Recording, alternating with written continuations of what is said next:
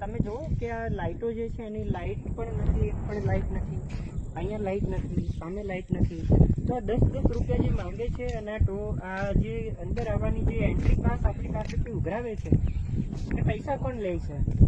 વિકાસ માટે જો આ પૈસા વાપરતા હોય તો આપણે તો બતાવવાનું છે કે ભાઈ તમે આ પૈસા તમે ક્યાં વાપરો છો. સ્મારકની અંદર ખરેખર આપણે જાળવણી કરવી પડશે. સ્મારકમાં યુવાનો ઉપર ચડી આવે છે અને ચપ્પલ પણ પહેરે છે અને શહીદોનું સ્મારકનું અપમાન થાય તે બદલ હું એવું ઈચ્છું છું કે આપણે એની જાળવણી કરવા માટે સ્ટીલની રેલિંગ મૂકીએ. અને રાજસ્થાનના યુવાનોને મારી વિનંતી છે, તેના સ્થાનીય આપણા યુવાનો જે છે કે જે આપણી મુવમેન્ટની સાથે, જળ જંગલ જમીન બચાવવાની મુવમેન્ટની સાથે જે કામ કરે છે એ મિત્રોને બે હાથ જોડીને વિનંતી છે કે જે પણ બી આવા લોકો લુખ્ખા તત્વો જે છે કે 10-10 રૂપિયા ઉઘરાવે છે, ગેટ પાસ લે છે, તે લોકો પૈસા ક્યાં વાપરે છે તેની પણ તમે જવાબદારી લો અને તેને પણ તમે દૂર કરવાના પ્રયત્ન કરો. આ સ્મારકની સુરક્ષિત બનાવવા માટેની પણ જવાબદારી લો. ગુજરાતના પણ યુવાનો ભેગા મળી અને થોડું ઘણું ભંડોળ ભેગું કરી અને અહીંયા સરસ મજાની રેલિંગ માટેની મદદ પણ કરશે. પણ તમે ને અમે બંને જ્યારે પ્રયત્નો કરીશું ત્યારે આ કામ પૂરું થશે આપણું. પણ પરિસ્થિતિ દિવસે ને દિવસે બદલાતી જાય. અત્યારે વાવાઝોડુંનું વાતાવરણ છે, ખબર નહીં કે પરિસ્થિતિ શું પણ થશે. પણ અહીંયા આવ્યા પછી તો મને આપણા શહીદોની યાદ પણ આવીને આંખમાંથી આંસુ પણ આવ્યા.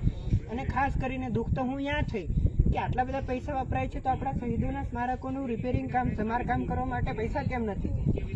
ગુજરાતની બોર્ડર પર જઈએ તો ગુરુ ગોવિંદની ધૂણી છે, ત્યાં પણ ગુજરાત સરકારે કામ તો કર્યું છે પણ ત્યાં ધાર્મિકતાની દ્રષ્ટિએ કામ કર્યું છે. ગુજરાતના પણ આપણા યુવાનોએ વિચારવું પડશે કે આવા સ્મારકોની અંદર આપણે આપણા ગુરુ ગોવિંદની પાસેથી આપણે જે પ્રેરણા લઈને જળ જંગલ જમીનો બચાવવા માટે જે આપણે કામ કર્યું, કરવેરા બાબતે આપણે અંગ્રેજોની સામે લડાઈ કરીને આપણા યુવાનો જે શહીદ થયા એ કોના માટે? આપણા માટે.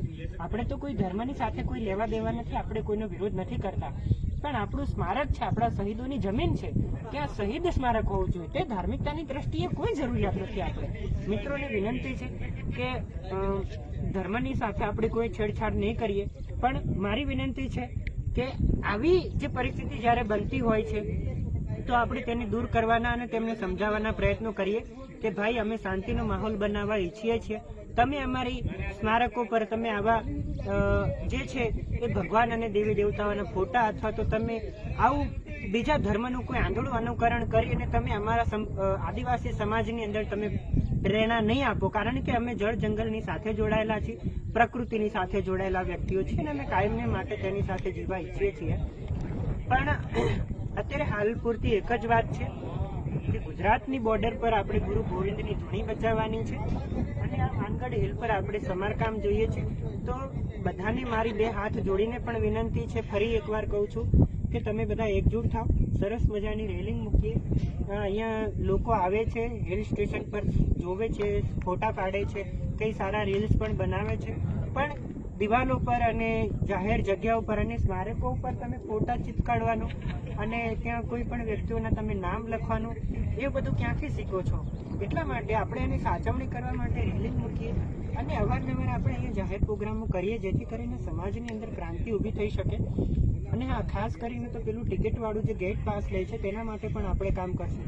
એ તો ખાયેલી લુખ્ખા તત્વો જે ત્યાં ઊભા થયા છે પૈસા લેવા માટે, એ તો જરૂરિયાત રીતે આપણે બંધ કરાવવાના જ પડશે. અને તમે ને હું સાથે મળીને કરશું તો બધું બંધ થશે. જોહાર.